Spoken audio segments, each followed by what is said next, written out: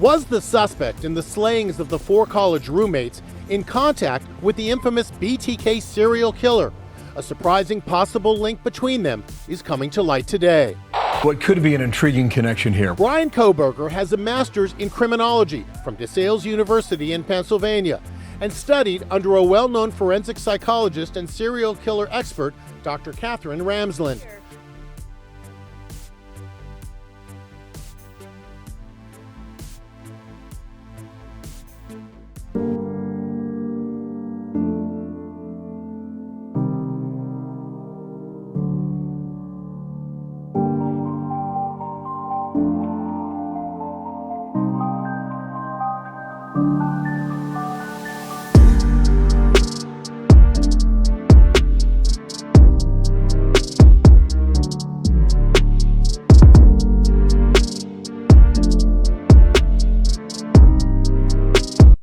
Hello everyone, welcome to the channel. I'm Cheryl and this is True Crime and Other Stuff. Today we're going to talk about the connection between Bryan Kohberger and the BTK killer, Dennis Rader.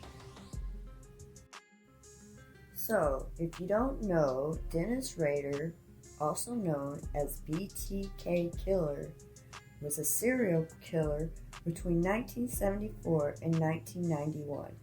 He killed 10 people.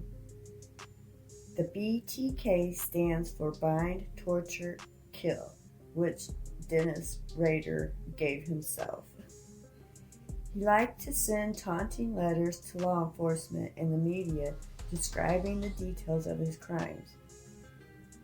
He took like 10 years off, and then in 2004 he started writing letters again, which led to his arrest in 2005, and subsequently he pled guilty and is now serving 10 life sentences at the El Dorado Correctional Facility. Dr. Ramsland collaborated on a book with the notorious Bind, Torture, Kill murderer. It's called Confession of a Serial Killer. BTK terrorized Wichita, Kansas over 3 decades with a string of 10 random slayings. He sent taunting letters to cops describing his murder spree. The killings went unsolved until 2005 when a local dog catcher named Dennis Rader was finally arrested. Okay, so that brings us to Dr. Catherine Ramsland, who wrote Confessions of a Serial Killer. She had 5 years correspondence with Dennis Rader, the BTK killer. She also wrote 60 books and 1,000 articles on crime, forensic science, and the supernatural. Bryan Kohberger is a 28-year-old who was arrested December 30th, 2022 for the Idaho 4 killings. Bryan studied forensics under Dr. Catherine Ramsland.